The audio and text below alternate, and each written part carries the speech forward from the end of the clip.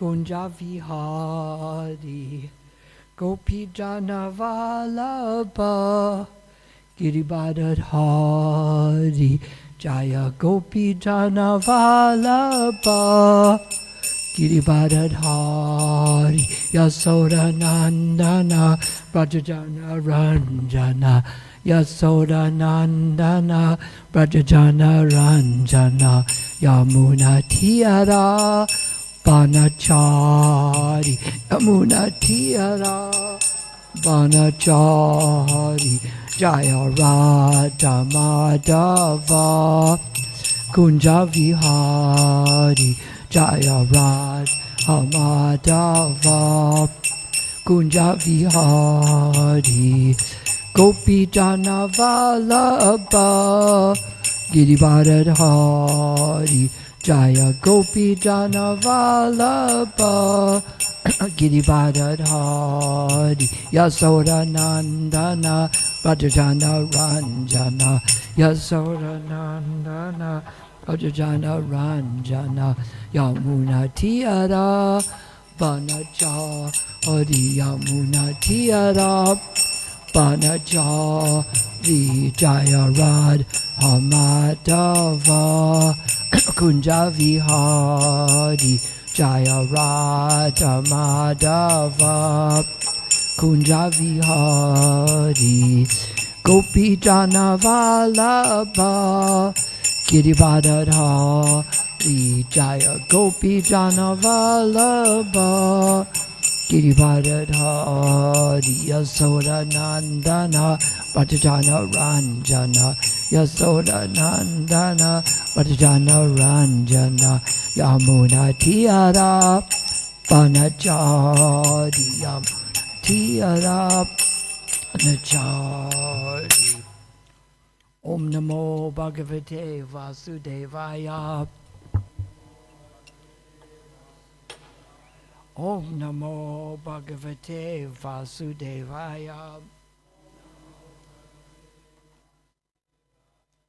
Om Namo Bhagavate Vasudevaya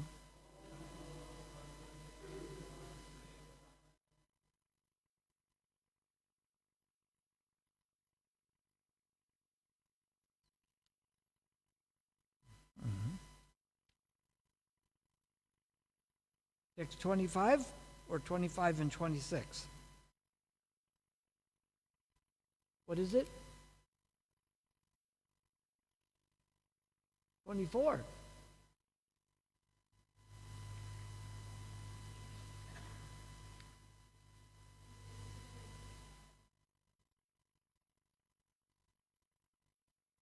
So, Prabhupada Lilamrita was yesterday?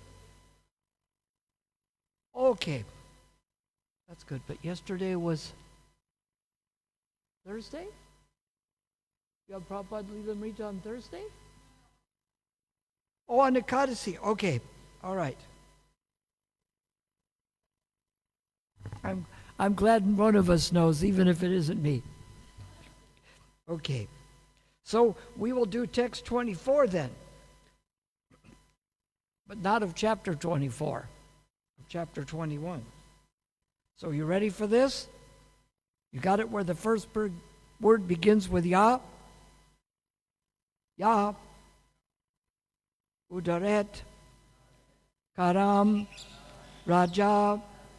Praja. Dharmishu. Shikshan. Hold it closer here. Ashikshayam.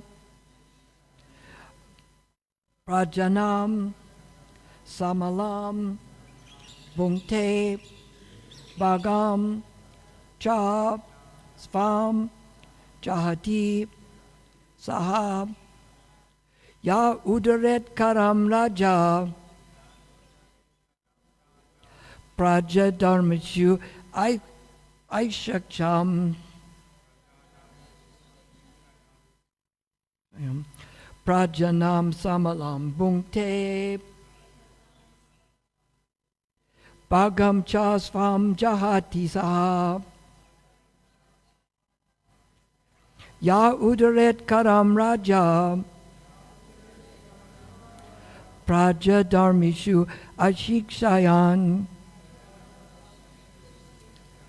prajanam samalambungte bhagam chasvam jahati saha ya udaret karam raja praja dharmishu ashikshayan prajanam samalambungte bhagam chasvam jahati saha. Repeat.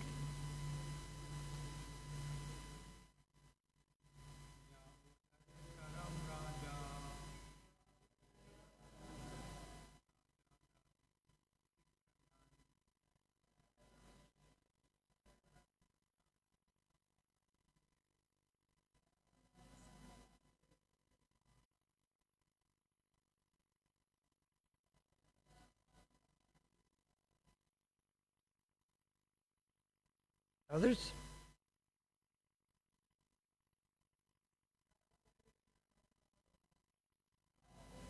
Got on that job.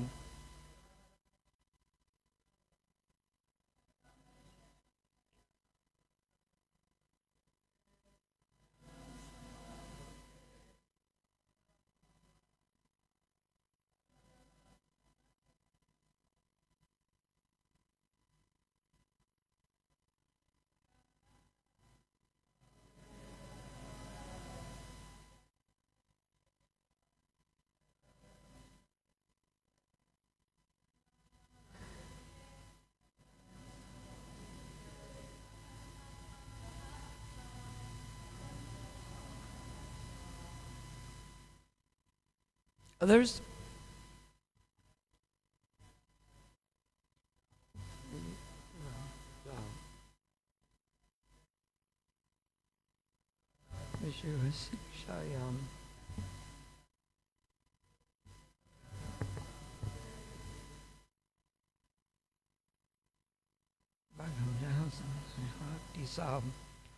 Ya, anyone, king or governor,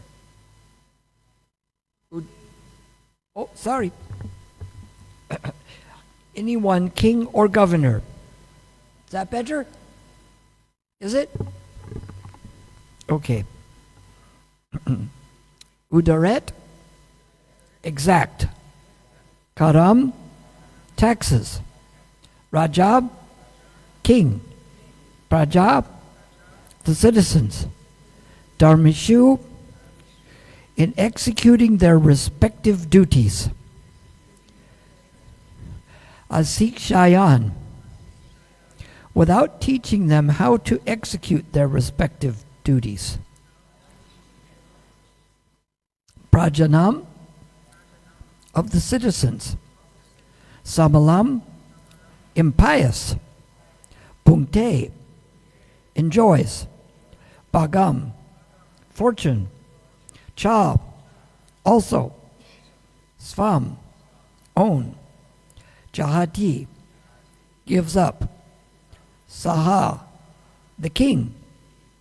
Translation: any king who does not teach his citizens about their respective duties in terms of varna and ashram, but who simply exacts tolls and taxes from them, is liable to suffer for the impious activities which have been performed by the citizens.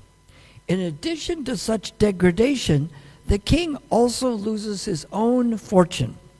Let's read this together. Any king who does not teach his citizens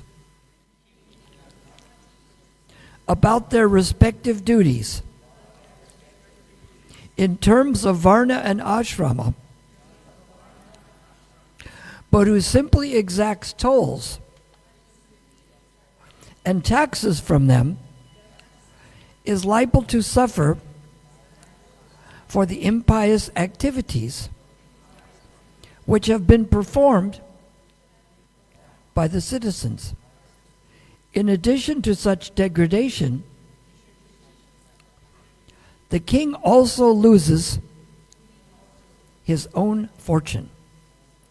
Purport by His Divine Grace A.C. Bhaktivedanta Swami Srila Prabhupada. A king, governor, or president should not take the opportunity to occupy his post without also discharging his duty. He must teach the people within the state how to observe the divisions of Varna and Ashrama.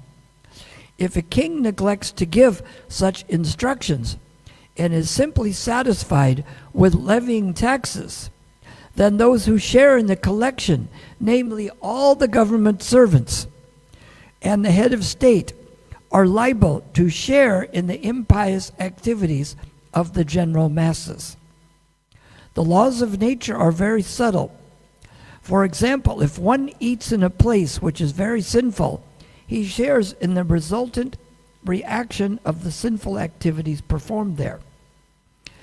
It is a Vedic system, therefore, for a householder to call Brahmanas and Vaishnavas to eat at certain ceremonial performances in his house, because the Brahmins and Vaishnavas can immunize him from sinful activities.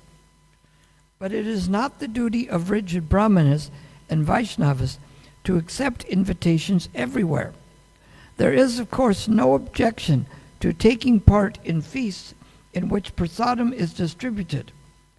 But there are many subtle laws which are practically unknown to people in general. But the Krishna consciousness movement is very scientifically distributing all this Vedic knowledge for the benefit of the people of the world. Namo Om Vishnu Padaya Krishna Pastaya Bhutali Shrimati Bhaktivedanta Swaminiti Namani Namaste Saraswati Devi Gauravani Pacharni Sunivati Pastachadasa Dharni. So quite often the leaders today, it says that the duty of the king teaches people and he exacts tolls and taxes. It seems these days they're better about exacting the tolls and the taxes. Is that true? Do they all exact the tolls and the taxes? Sometimes the taxes go up, but the benefits go down. Because if the king is going to teach other people their duties, what does he have to do first? He has to be doing his own duties. They say that among parents, if the people have no devotional qualities at all, of course it's going to be hard for the children to develop devotional qualities. If the parents are very strict on the children, but they're maybe not so good themselves in setting an example, they say the children want to do all kinds of nonsense. But if instead the parents set a good example by their own behavior of Krishna consciousness, then the children automatically want it. And people have to be taught from the beginning. Quite often people let their children run wild at an early age. You'll see that in public. They let the children do anything. Then they get to 16 and they think, okay, now I better rein them in and start disciplining them. But it's a little late. I even see parents have children 40 and they're trying to tell them just what they should do. But this should be done earlier on. So we find this is not only the problem with kings, but it's the problems with other people. We have the leader of our movement. What do we call them? An acharya. Is the acharya someone who tells you what to do, but they don't do it themselves? Does that work out well? Or is the acharya the person that sets the good example by their own actions? What if they don't do this? What if they're elected to be the bona fide leader? The priests all get together in the Catholic Church and they elect a leader and they put the names in it, and when smoke comes out of the chimney, they know a new pope has been ordained. And they call him the pontiff. That's why if we think we're somebody special, we pontificate to people. I'm going to tell you what you need to know, instead of trying to share our Krishna consciousness with them.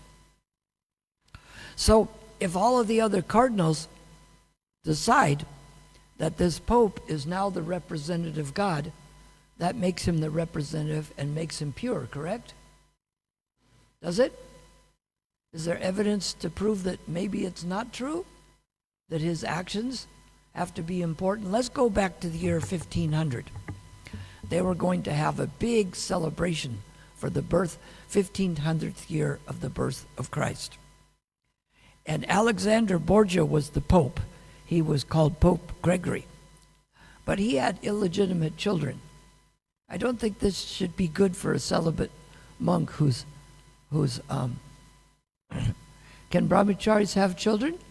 No, because then they're not brahmacharis. Like someone asked Prabhupada, what about the false gurus? He said, false guru?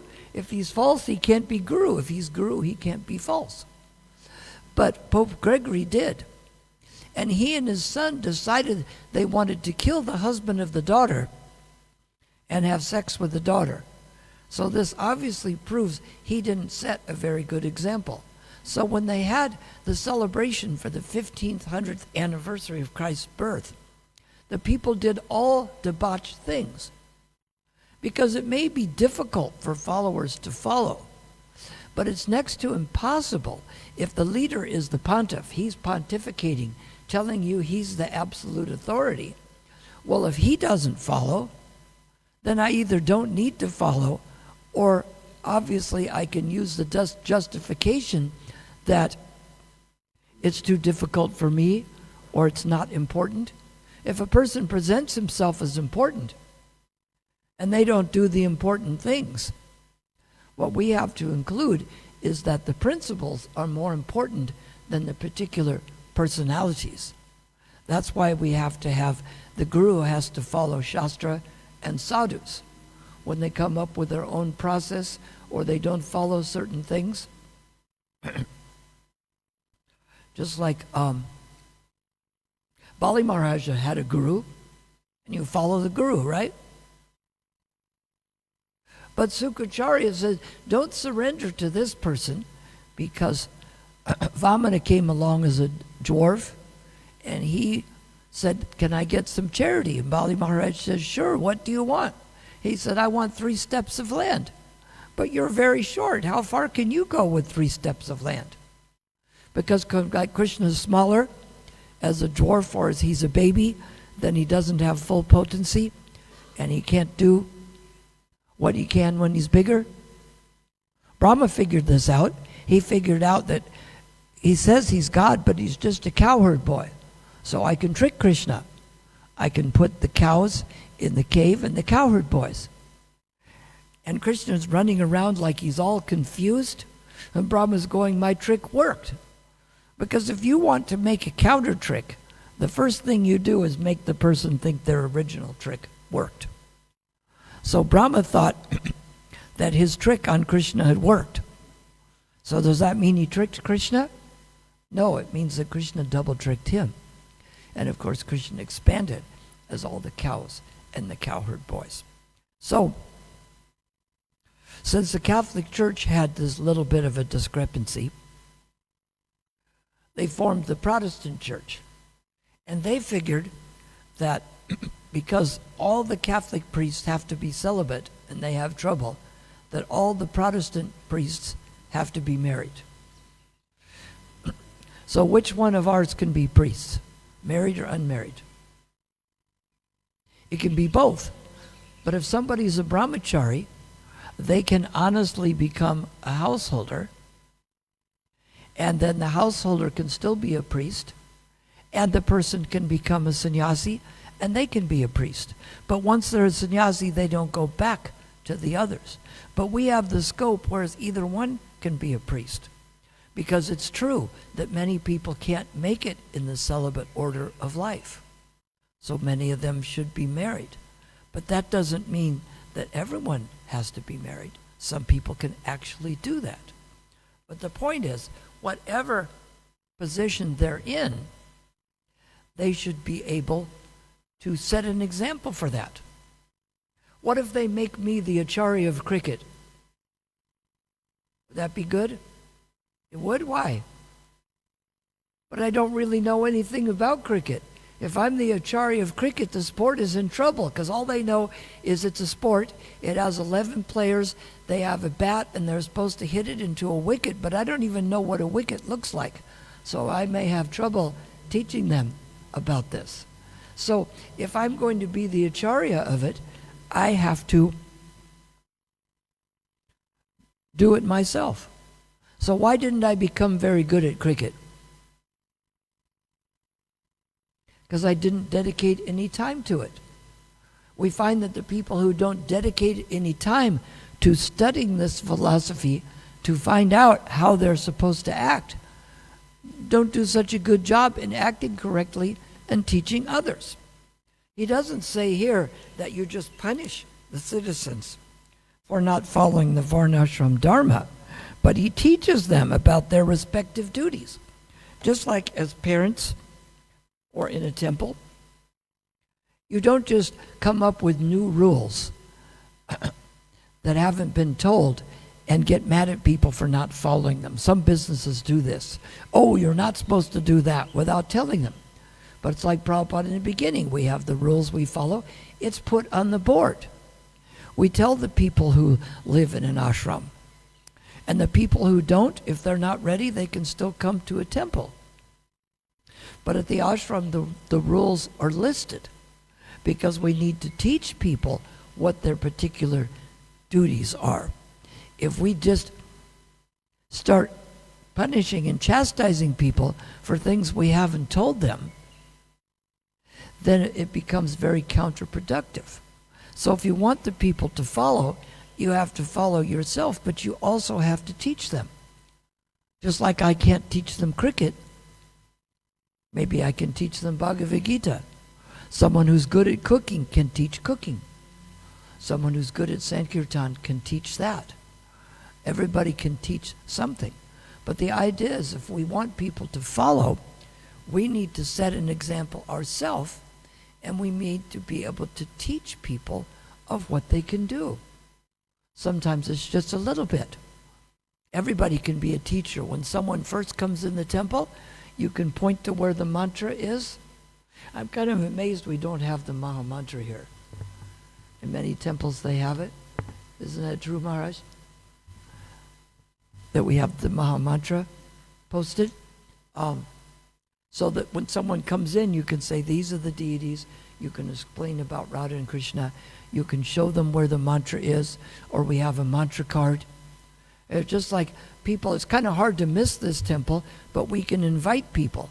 I know in Laguna Beach they do the monthly Sankirtan, and they go out and have a picnic after they've gone to different areas and distribute.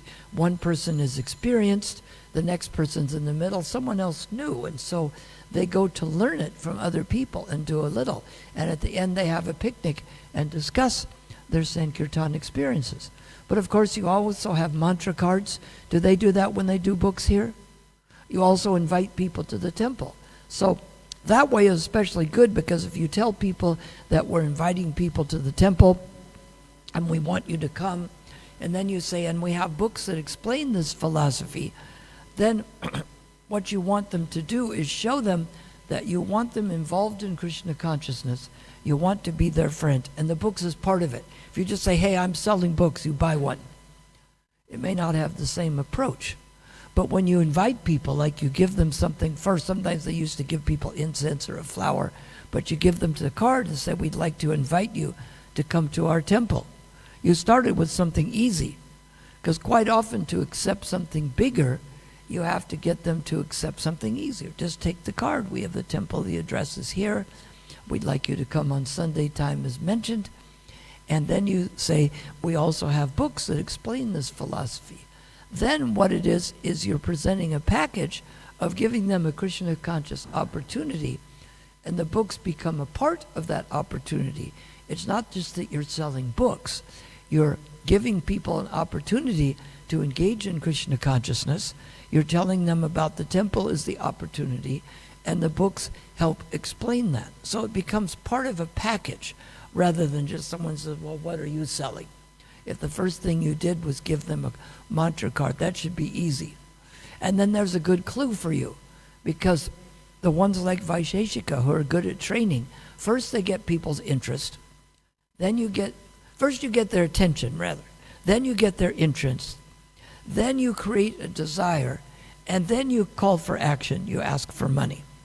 So we find that advertising is the same way. At first it gets their attention, then their interest. So when you're giving someone the mantra card, if they say they don't want it, and they have no time, they probably aren't the best one to ask for a donation. You go to the next one. But someone says, oh, that's interesting, I'd like to come. Then you tell them about the book, and you show them there's several of them. But first you have to get their attention. If they say, I don't want that card, I have no time, chasing them to ask for money is going to be counterproductive. You spend the time with the people who are going to be the most interested. I'm sure Vibhu Chaitanya trains them that way, correct? Someone's not interested and they run away, you don't chase them. It's easier to sell 3 or 4 books to someone that seems to have interest in one than to try to sell one to someone who has interest in none. You get a little interest and you create more. That's a lot better. And that person will become a good candidate. So we find here in the purport several things. That we find that people get the karma of what happens with the subjects. But it appears from here they get part of the karma from the subjects if they only exact tolls and taxes, but they don't benefit the people by creating a positive situation for them. They're supposed to be tough on crime and teach people how to engage in their respective duty and create a peaceful atmosphere in society. Now, it looks like even if they try to do this, they're not suffering the karma, even if some of the people misbehave. But if you don't teach it at all, how are they going to follow it? You can't be surprised that they didn't follow it because no one taught them. There's a dance in Spain called the Macarena dance. And why is no one able to do that dance here in the temple? Because we haven't trained them. Of course, there wasn't a need for that, but in the same way, we have to actually train people how to engage in devotional service a little bit at a time. Just showing them what the mantra is, showing them where the deities are. When someone comes for the first time, you let them know what's going on, how long the kirtan is, how long the class is, because otherwise people are wondering, does this take half an hour or 4 hours and 37 minutes? They kind of want to know what they're up to. They arrive at 11, you know that there's going to be kirtans till 11:30, then a class, then another kirtan, and we go down below at 1:15 on a Sunday. If people know what they're up for, it's a little easier. So we present it in this way, trying to set the example. The trouble is, quite often politicians, they'll try to please one group, like they'll say, we're going to give more benefits to the poor people, and we're going to tax the rich people less. They go, wow, that's great, he's satisfying everyone. And that sounds good. The trouble is that doesn't work, because if you're taking in less income and increasing the expenses, you have to convince people of their duty. There may be a time of need where people need to pay more taxes, but the country needs to be rebuilt or something needs to happen, and the citizens need to be educated. It shouldn't be that people just follow the whims of the people and perform a government to satisfy the whims of certain people, because that may not be the best thing that needs to be done. They need to try to educate people in that. We don't find that. We find things like eating a meat is unhealthy. We find it takes so much grain to create meat that if we stopped doing that, we'd have so much extra land to grow things that we could grow our fuel supply and wouldn't even have to import oil. But you don't find politicians mentioning this, do you? Because the people want to eat that meat regardless of the cost. The bad karmic cost, the animals are suffering, the amount of energy it takes uses up our supply that we wouldn't even need oil. The amount of land could grow other things like switchgrass to produce fuel with, and we wouldn't even need oil. But you don't find people educating you on this. You don't find them educating you on the bad karma of not doing your duty. You'll find that they're trying to cater to their whims. We find President Kennedy did say, don't ask what the government can do, country can do for you. Ask what you can do for the country.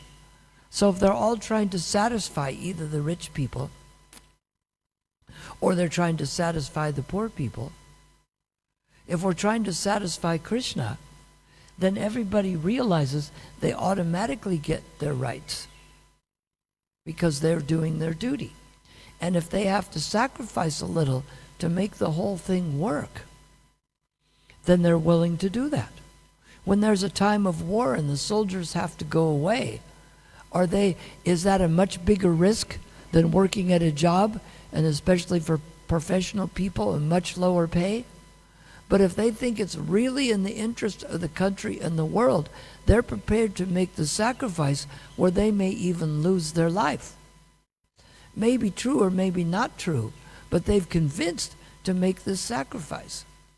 So somehow we have to have politicians who are pious enough that they can convince people to do a little bit of sacrificing, to eat the right foods so that we won't have the bad karmic result, and that we'll have extra land to grow fuel and you won't have to import the expensive oil.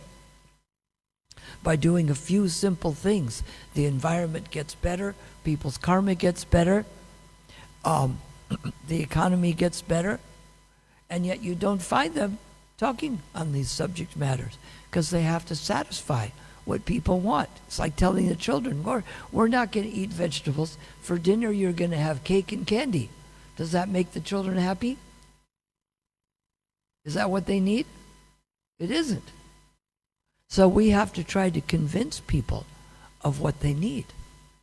And that's why they shouldn't be giving talks just to satisfy the people. And then when it doesn't come through, they don't believe them anyway, right? After a while, they don't believe them even if they are telling the truth. So it behooves us at least to set an example. Then it said something here later in the purport that if they just levy the taxes, but they don't benefit the people and train them, then they're going to suffer. So at least if they train the people, even if they don't follow, it's not their fault. And if a person eats in a place which is very sinful, he shares in the resultant reaction of the sinful activities performed there. We drive to the Phoenix Temple or to different, and I see advertisement for this restaurant called Spurs. Now I'm not sure, but I'm pretty sure it's not a vegetarian restaurant. And I'm pretty sure, and there was another one, Steers. That can't be a vegetarian restaurant, and they can't be serving prasadam there. So it may not be a good idea to eat there. Do we gather there for a gathering? We don't? What if we order the vegetable plate? Somebody was saying he came from an Afrikaans family, but he went into Namibia and he went to I think it was the Steers. And he says, do you have a vegan burger here? Oh, we don't serve that kind of thing here. You're going to have to go somewhere else. So they were offended that he even asked for it. And there's the difference in the modes of nature. If people are in the mode of ignorance, if you ask for something good, they become insulted. The vegan burger, it's not involved in killing, and it saves the environment, and they're insulted that you asked for it, right? Do you have the healthy food that's better for the environment that doesn't inflict karma? Oh no, we don't serve that here. That's the mode of ignorance. They're insulted when you bring up something good. But if you say, oh, I want to eat the dead animals, oh, they're very happy with you. So we have to realize that making the people happy may not be, we don't want to make them unhappy, but we have to somehow convince people that they need to know what is best for them.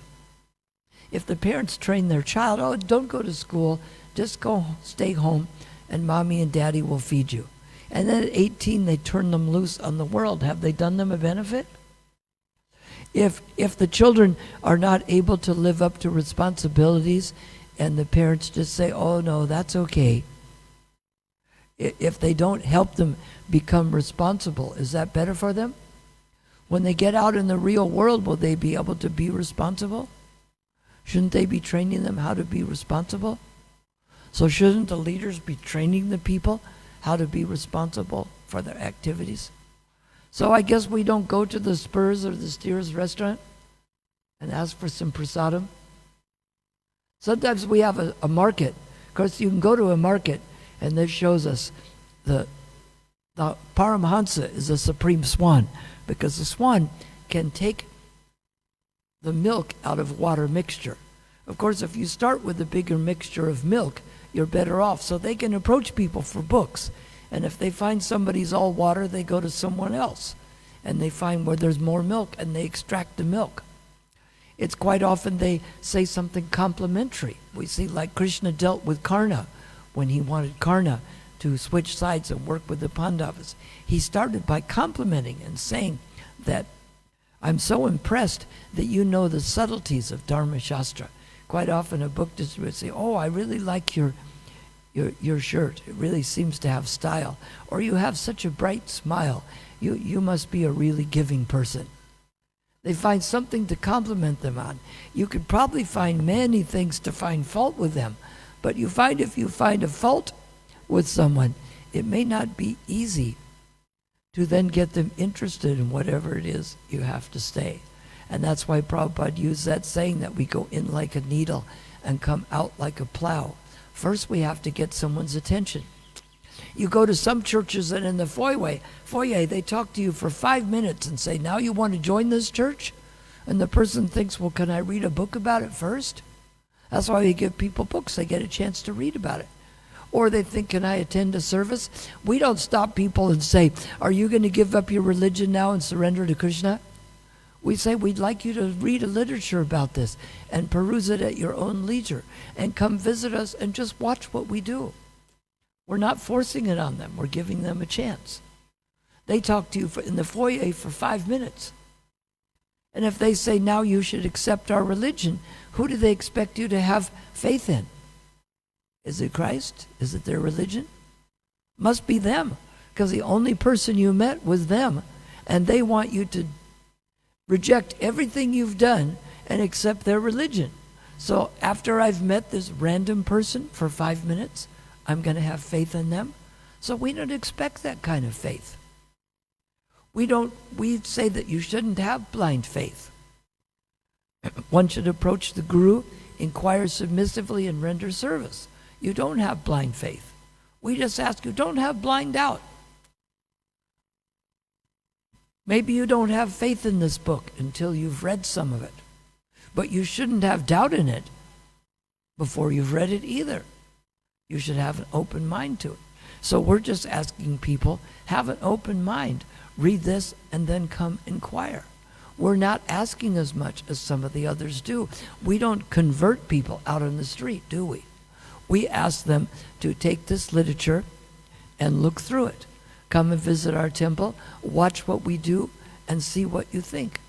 So even though we're aggressively trying to get people interested, we're allowing people to take it at their own pace. And we're thinking if we set the example and we show we care about others, then they will become interested. And we have to see that even outside of the marathon. It's such an easy way to see if there's some interest, to say, we're from the Krishna temple, with the big spires, and we'd like to invite you to come there. If there's an interest in that, you may get a guest to the feast, and it's a good opportunity to present a book. We get that from our book distribution team in Laguna Beach, is that new people will come, and they got a book, and they said, yeah, I got this book, and I read a little bit of it, and I decided to come here. Because if you approach them in a happy way, and you really feel that you're giving them some benefit, there's better things you could be doing. You could be on the beach or somewhere else, devotees aren't making so much money from doing books. They're doing it for the people's benefit. And if you're thinking that, people can pick that up. That you're not forcing it on them, you're creating an opportunity for them. And when you feel that, that's how some of these distributors get a lot. People give them, like in America, when Vaisheshika has talked to them, they'll give him $20, which is what, 400 Rand, and apologize that they couldn't give more. If you've shown the value of it, and some of the book distributors use the lines like, do you know the difference between pleasure and real happiness? It's something short. It makes you question, but it's very profound. And people say, well, they say, would you like to know? And they say, yes. They would say, no, I don't care. And then you say, the books we have explain that. You think of something simple and easy. It's true, we say something honest. When they used to say things like, this book is about environment, or it's from Apple Records, and then people would see it wasn't, they became disturbed. So that doesn't mean that out on Sankirtan you explain to them the 10 purposes of Srimad Bhagavatam or Vedanta, its mortology and ontology. That said, when someone asks you the time of day, you don't tell them how to build a clock. You give them enough of philosophy to create an interest for them to read more. You don't want to explain all the chapters of Bhagavad Gita. Well, good, now that you explained to me, I don't need to read the book. Just enough that's honest, but catches their interest. And that's our duty. And then we try to help other people realize that the duty-based ethics of Varnashrama automatically creates the rights for other people. Because if we do our duty, we're doing it correctly so things are efficient, and we're doing honestly so there's not thieving. And if people act in that way, people don't have to worry about dishonesty and inefficiency. We see that in the world, there's so much of it. So we see that if people are trained to do their duty, automatically everybody gets their rights. And we do this by setting the example ourselves.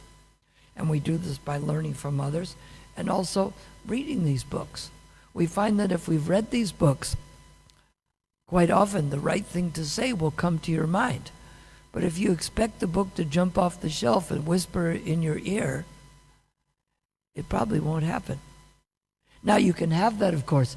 Sometimes I go to bed listening to the lectures of Prabhupada, and he might be whispering instructions in my ear.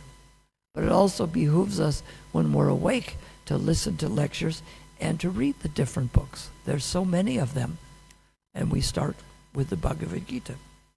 So I have to go to chiropractor later. We'll stop there, but there's times for questions, comments, corrections. Maharaj, any comment?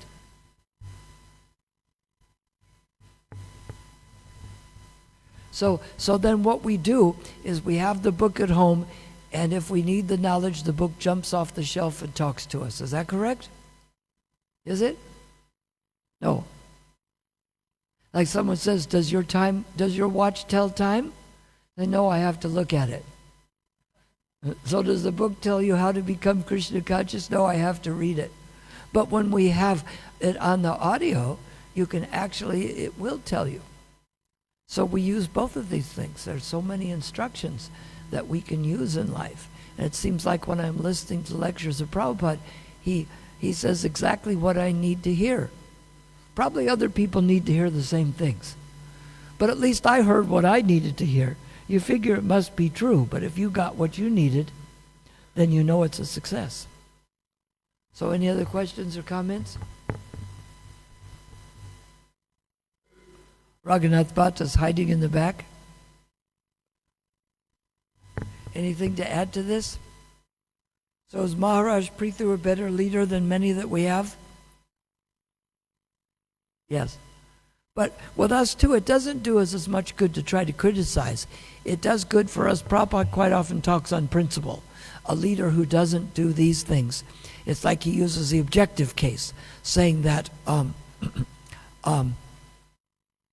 leader who doesn't set by the example, it's going to be hard for the people to follow, and if they haven't been taught, how are they going to know what to do if the leaders aren't showing them correctly.